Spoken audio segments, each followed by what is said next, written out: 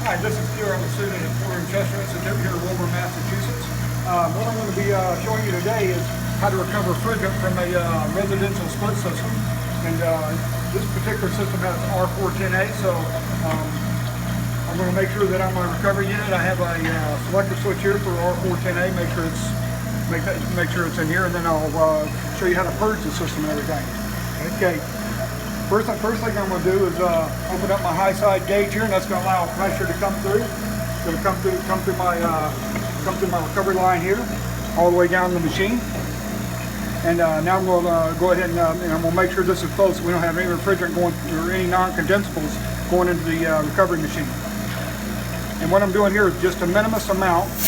Okay, so I know I have refrigerant there. I'm going to open this all the way up. And now I'm going to go ahead and open up my discharge side of the unit, and that's going to allow refrigerant to come all the way up to my recovery tank. I'd already started this procedure, so I'm not going to zero out my gauge. Normally you'd want to zero out your scale and everything so you know how much refrigerant's coming in here and everything. So we're going to leave that just like it is. Okay, it's pretty accurate.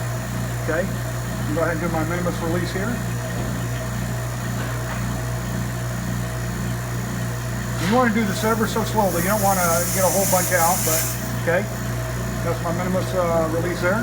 So now I know I've purged all non-condensables, so we don't have anything going, going into the tank and everything, and that'll be that. Okay, over here on my recovery machine, I'm going to show you a few different settings here. The first thing I'm going to do is I'm going to switch this to liquid, because that's the first thing you'll ever want to take out of these systems, starting out as your liquid. And then at the end, you'll go ahead and switch it over to vapor and everything to capture any leftover vapor that's in the system. Okay, if you notice here, you have a recover and a purge position. I have this in the recover position.